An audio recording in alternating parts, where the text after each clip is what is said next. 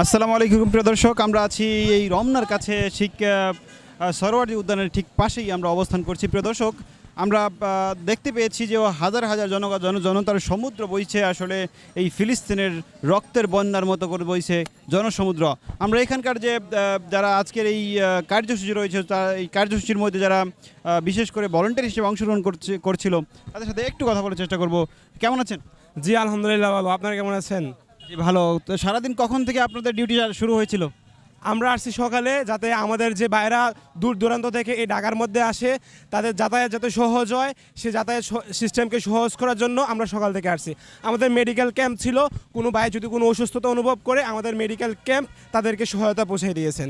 এভাবে আমরা সারা দেশের মানুষকে সাহায্য করার চেষ্টা করেছি। কি বলবেন, গাজাতে আসলে অনেক একটি অমানবিক অত্যাচার চলছে এবং অনেক যারা মেডিকেল অ্যাসিস্ট্যান্ট ছিল, ডক্টর ছিল, যারা প্যারামেডিক ছিল, ওদেরকে হত্যা করা হয়েছে, ওদেরকে উড়িয়ে দেওয়া হয়েছে। ওদেরকে কি বলবেন? প্রথমত তীব্র নিন্দা ও প্রতিবাদ জানাচ্ছি। ইহুদিবাদী ইসরায়েলকে ধ্বংসের অভিশাপ দিচ্ছি এবং বাংলাদেশের আজকের এই ইতিহাস থেকে আমি জানাচ্ছি আরব দেশের যে লিডাররা আছে তারা শিখুক, বাংলাদেশের মতো পুরো বিশ্ব গর্জে উঠুক, তারও প্রতিবাদের আওয়াজ তুলুক এবং সবাই মিলে কাঁধে কাঁধ রেখে ইসরায়েলের বিরুদ্ধে প্রতিবাদ করুক। জি প্রিয় দর্শক, এটি না বললেই নয়, এই ভালোবাসা কিন্তু রক্তের ভালোবাসা। আসলে এই ভালোবাসা কিন্তু এই প্যালেস্টাইনের জন্য ভালোবাসা, ফিলিস্তিনের জন্য ভালোবাসা, এই ভালোবাসা ইসলামের ভালোবাসা। তবে প্রিয় দর্শক, আমি ওনাকে জিজ্ঞেস করতে চাইবো যে আপনাদের নামে কিন্তু একটা এলিগেশন রয়েছে যে আপনারা নাকি কালেমার পতাকা উড়াতে দেননি, মানে ইসলামের প্রতি ভালোবাসাটার জন্যই কিন্তু আপনারা সার্ভিস দিচ্ছেন আজকে, তারপরও কালেমার পতাকা উড়াতে কেন দেননি? আমাদেরকে গভর্নমেন্ট থেকে কালেমার পতাকা উড়ানোর কোনো বাধা ছিল না। এলিগেশন ছিল মূলত কালো পতাকা যেগুলো ছিল কালো কালারের, ওইগুলা উড়ানো নিষেধ ছিল। এটা গভর্নমেন্ট থেকে আদেশ ছিল, যার কারণে কালো কালার শুধুমাত্র পতাকা, কিন্তু কালেমার পতাকা যে সাদা কালো অন্য কালার যেগুলো ছিল ওগুলো সবগুলোই আমাদের ভাইয়েরা, প্রাণপ্রিয় ভাইয়েরা তারা উড়িয়েছে এবং তারা তাদের প্রতিবাদ জানিয়েছে। কিন্তু আমি একটু আগেই দেখছিলাম যে আসলে একজন মানুষ সাদা পতাকা, একটা ভিতরে কালো লেখা আর কি, কালো লা ইলাহা ইল্লাল্লাহ লেখা এবং এরকম ঠিক তো এরকম আর কি পতাকা ছিল আর কি, বড় সাইজ পতাকা। তো ওটা নাকি উড়াতে দেননি উনি অ্যালিগেশন করেছেন আপনাদের স্বেচ্ছাসেবকের কেউ নাকি উড়াতে দেননি। কি বলবেন আসলে? এখানে একটা কথা হচ্ছে, আমাদের স্বেচ্ছাসেবকের বিভিন্ন টিম আছিল। আমরা হচ্ছি শেখ আহমদুল্লাহর আসন্না ফাউন্ডেশন হতে। আমাদের এখানে প্রায় টিম হিসেবে কাজ করছে প্রায় 200-র মতো লোক। বাকি জামাত ইসলামী সহ বিভিন্ন আরও সংগঠন ছিল, ওরা কাজ করছে। তো আমরা যখন গাড়ি দিয়ে আসি, এই জায়গায় স্পটে আসি, আমাদের গাড়ির মধ্যে সেনাবাহিনীরা ছিল, তারা ঢুকছিল। তারা মানে বিভিন্ন জিজ্ঞাসাবাদ করছিল যে ভাই আপনাদের সাথে কি কালো পতাকা ছিল কিনা, বা কোনো লাঠি বা এই ধরনের কোনো কিছু ছিল কিনা। আমরা স্পষ্টভাবে বলছি না, আমরা এরকম কোনো কিছু না, আমরা জাস্ট স্বেচ্ছাসেবক সংগঠন হিসেবে যাচ্ছি। মানুষের যাতায়াত প্রতিবাদ যেন সুন্দর হয়, সুস্থ হয়, এইভাবে আমরা লক্ষ্য রাখবো। শাইকের পক্ষ থেকে আমরা আসছি। তো সেই হিসেবে সরকারের ওই বাণীটা আমাদের কাছে জাস্ট বলছি, যদি কোনো ভাইরা এরকম মানে লাঠি আর বাস নিয়ে আসে, আমরা রেখে দিচ্ছি আমাদের কাছে। আর পতাকাটা বলছি ভাই এটা আপনার কাছে রাখেন, প্রতিবাদ স্বরূপ রাখেন। তবে যেহেতু এরকম বলা হয়েছে উপর থেকে, আপনারা এর ব্যাপারে সাবধান থাকবেন, যেহেতু তো প্রশাসন এরকম ব্যবস্থা করছে। জি প্রিয় দর্শক, এটি খুব সুন্দর এবং সাবলীলভাবে ওনারা বলেছেন যে আসলে এটি শান্তিপূর্ণ একটি সংগঠন, শান্তিপূর্ণ একটি আমাদের মিছিল ছিল আজকে। এই শান্তিপূর্ণ মিছিলের মধ্যে যাতে কোনো অসামাজিক অথবা আনইউজুয়াল কোনো অকারেন্স কেউ না ঘটাতে পারে, তার জন্য কেউ যাতে লাঠি সুটা ব্যবহার করে কাউকে কোনো অন্য ধরনের এই আন্দোলনের যে মূল উদ্দেশ্য সেটি যাতে অন্য কোনো দিকে মোড় না নিতে পারে, তার জন্য ওনারা যথেষ্ট চেষ্টা করেছেন। তো আপনাদেরকে অসংখ্য ধন্যবাদ। ওকে, ধন্যবাদ। আসসালামু আলাইকুম। ওয়ালাইকুম আসসালামু আলাইকুম। ফিলিস্তিনের পক্ষে কি বলবেন? ফিলিস্তিনের পক্ষে আমরা সক্রিয় আছি, আমরা মিটিং মিছিল চালাই যাবো। এই আসসালামু আলাইকুম। প্রিয় দর্শক, এটি দেখতে পাচ্ছেন এই বৃদ্ধ মানুষও কিন্তু ছাড়েনি ফিলিস্তিনের পক্ষে দাঁড়াতে, যে ভালো মতো হাঁটতেও পারছে না, তারপরেও দাঁড়াচ্ছে ফিলিস্তিনের পক্ষে। কিছু বলবেন? ইনশাল্লাহ বাংলাদেশে ইসরায়েলের বিরুদ্ধে লক্ষ কোটি মুসলমান ঐক্যবদ্ধভাবে ফিলিস্তিনিকে প্রতিহত করা হবে। আমরা ফিলিস্তিনি যাওয়ার মতো, ইসরায়েলে যাওয়ার মতো অথবা ফিলিস্তিনি যাওয়ার মতো আমাদের ওই ধরনের সামর্থ্য নাই। যদি সুযোগ থাকে আমরা বাংলাদেশ থেকে লক্ষ লক্ষ যুবক যাবে ইনশাল্লাহ, যদি কখনো সুযোগ হয়। আমরা এখান থেকে মনে প্রাণে দোয়া করি আল্লাহ রাব্বুল আলামিন যেন ফিলিস্তিনির সকল মুসলমান, এই যে শিশু বাচ্চা সহ যে মা বোনদের যেভাবে হত্যা করছে, তাদের ফিলিস্তিনের প্রতি আল্লাহর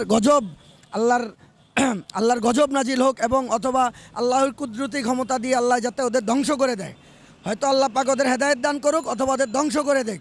আমরা মুসলমান, আমাদের রক্তে হৃদয়ে রক্তক্ষরণ হচ্ছে এই কষ্টগুলো দেখে। এই ছোট ছোট বাচ্চা, শিশু বাচ্চাদের যেভাবে ধরে এনে মাটির নিচে গুলি করে মারতেছে, আমরা ইউটিউবে দেখতেছি অথবা সোশ্যাল মিডিয়ায় দেখতেছি। আমাদের আসলে দোয়া করা ছাড়া আর কোনো উপায় নাই। আমরা সবাইকে বলবো, সবাই আমরা ঐক্যবদ্ধভাবে আল্লাহর কাছে একটাই ফরিয়াদ করব, হয়তো আল্লাহ রব্বুল আলামিন ফিলিস্তিনিদের মুক্তি দান করুক, আর ইসরায়েল যদি তাদের আল্লাহ হেদায়েত না করে তাদের ধ্বংস করে দেয়, এই বলে।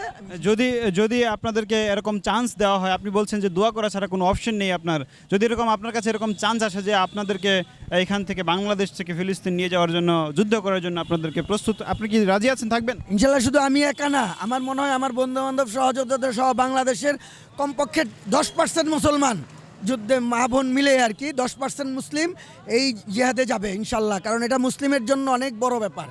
একজন মুসলমান হিসাবে আমার কর্তব্য, পরকালে আমার জবাব দিতে হবে। আমার সামনে একজন মুসলিম ভাইকে যখন নিধন করতেছে, মানে খুব হৃদয় বিদারকভাবে, এটা দেখে আসলে আমরা সহ্য করতে পারি না। আমার যেটা ধারণা যে বাংলাদেশের 10% মুসলমান হলেও মহিলা মা বোনরা মিলে 10% মুসলিম যাবে ইনশাল্লাহ। শুধু আমি একা না, আমি তো যে কোনো সময় প্রস্তুত, যদি সুযোগ হয় ইনশাল্লাহ যাব নিজেকে বিলিয়ে দেওয়ার জন্য। আপনার এখানে ইতালি লেখা আছে, আপনি কি ইতালিয়ান মুসলিম নাকি? নো সরি, আমি বাংলাদেশি। আসলে এটা টি শার্টটা যখন কিনেছি তখন এটা একটা লোগো দিয়েছে আর কি। ইটালি তো আসলে আমি ওইভাবে নিচ্ছি না আর কি, বিষয়টা খেয়ালও করিনি আমি। জি প্রিয় দর্শক, আসলে জন্য আমি দুঃখ প্রকাশ করছি। আসলে এটা আমার নিজেরই হচ্ছে, আমি আজকের পর থেকে এটা খুলে ফেলবো অথবা এই গেঞ্জি পরবো না। জি প্রিয় দর্শক, আসলে ইসরায়েলের প্রতি কতটা ভালোবাসা, ইসরায়েলের প্রতি কতটা বিদ্বেষ থাকলে একটা মানুষ যে তার নিজের টাকা দিয়ে কেনা একটা পণ্য সেটি সে ছুঁড়ে ফেলবে আর পড়বে না, ইসরায়েলের বন্ধু রাষ্ট্র হওয়ার কারণে। প্রিয় দর্শক, ইসরায়েলের প্রতি এতটাই বিদ্বেষ পোষণ করে মানুষ আসলে এই ফিলিস্তিনের প্রতি যে ভালোবাসা, ফিলিস্তিনের মানুষের প্রতি যে ভালোবাসা সেটি প্রদর্শন করছে। আমরা আরেকটু কথা বলার চেষ্টা করব, বলুন। আসসালামু আলাইকুম। আসলে মুসলিম বিশ্বের উপরে যেভাবে আমাদের বাইরের বেধর্মীরা আমাদেরকে যেভাবে অত্যাচার নির্যাতন করতেছে, আমাদের বিশ্বের যতগুলো মুসলিম রাষ্ট্র আছে, আমরা কিন্তু সবাই যদি একসাথে সোচ্চার হই, আমরা এর সঠিকভাবে প্রতিবাদ করতে পারি।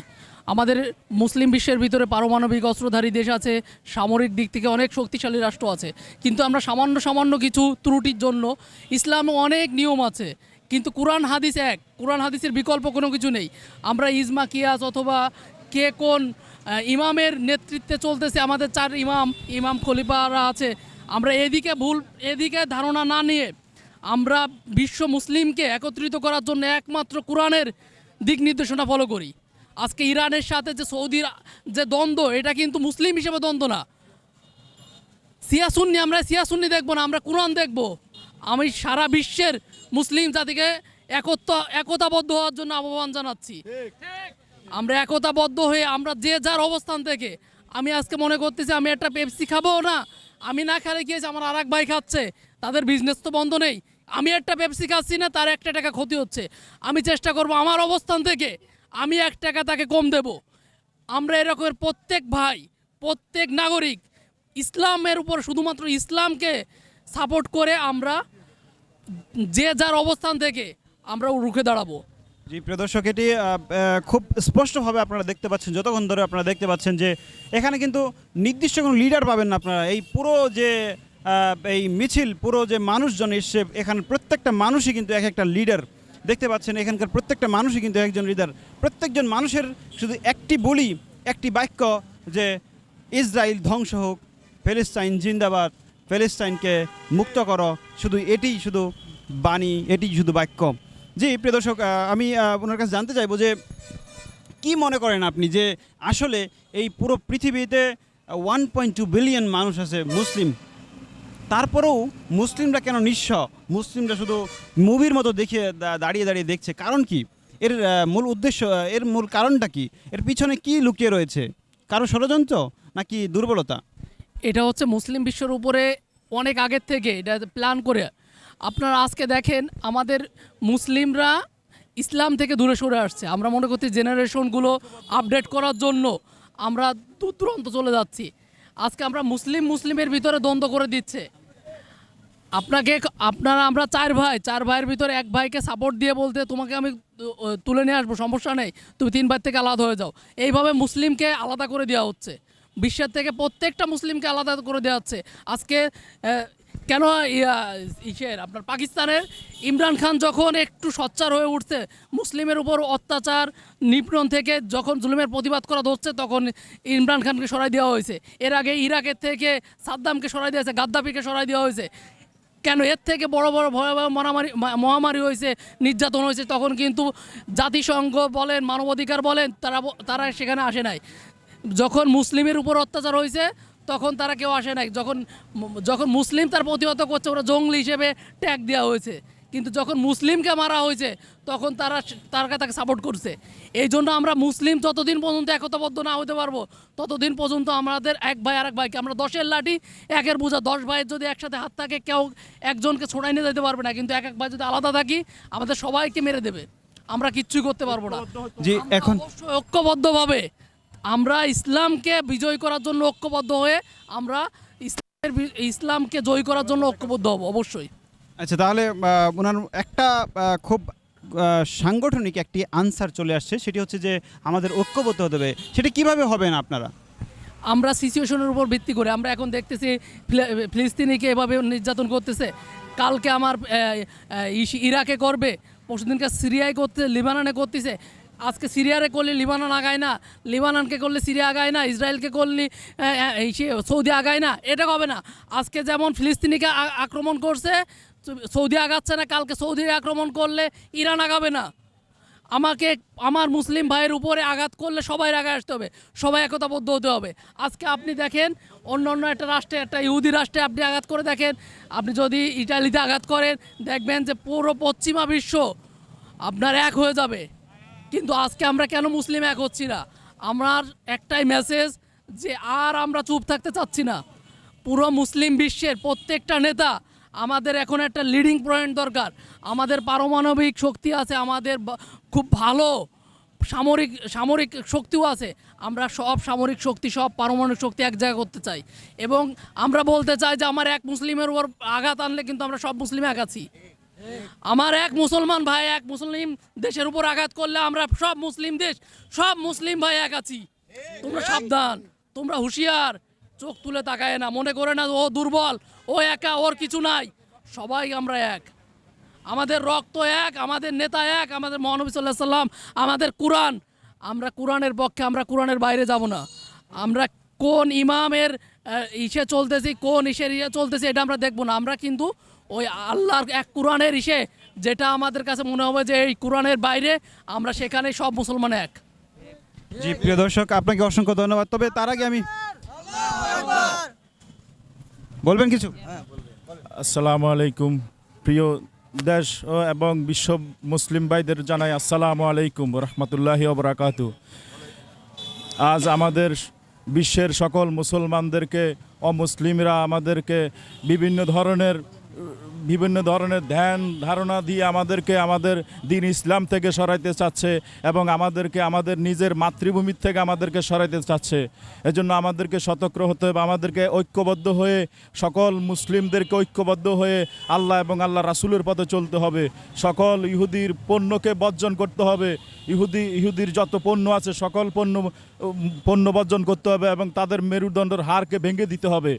আমাদের আজকে আরব বিশ্বের মুসলিমদেরকে তারা তাদের দ্বীন এবং ইসলাম থেকে ধ্যান ধারণা সরিয়ে তাদেরকে দুনিয়ামুখী করে দিচ্ছে। তারা আমাদের আরবের মুসলিমদেরকে নানান রকমের ফুটবল খেলা, ক্রিকেট খেলায় মগ্ন করে তারা আস্তে আস্তে আমাদের আরব ভূমিকে দখল করে নিচ্ছে। এজন্য আমাদেরকে হুঁশিয়ার হতে হবে, সাবধান হতে হবে, কোনো ইহুদি জাতি যেন মুসলমানদের উপর আক্রমণ না করতে পারে। আর যারা আরব বিশ্বের মধ্যে যারা বিভিন্ন যুদ্ধঘাঁটি তৈরি করে অবস্থান নিচ্ছে, তাদের বিরুদ্ধে আমাদেরকে রুখে দাঁড়াতে হবে। আরব বিশ্বের মধ্যে কোনো আমেরিকান যুদ্ধঘাঁটি থাকতে পারবে না, ইহুদিদের কোনো যুদ্ধঘাঁটি থাকবে না। আরব এবং সকল বিশ্বের মুসলমানকে এক হয়ে ইমানি শক্তি দিয়ে আল্লাহর পথে যুদ্ধ করতে হবে ইনশাআল্লাহ। তো প্রিয় দর্শক, দেখতে পাচ্ছেন যে প্রত্যেকটা মানুষই নেতার মতো করে কথা বলছে, প্রত্যেকটা মানুষই আসলে যেন কথা বলছে হৃদয়ে খরিত রক্তের সেই ধূলিসাৎ হওয়া সেই ফিলিস্তিনিদের সে প্রতিবাদে, ফিলিস্তিনিদের পক্ষে দাঁড়িয়েছে। প্রত্যেকটা মানুষই যেন সেই রক্তের গন্ধে আজকে উঠে গেছে। আবারও আসছি প্রিয় দর্শক, একটুক্ষণ পরেই আপনাদের কাছে।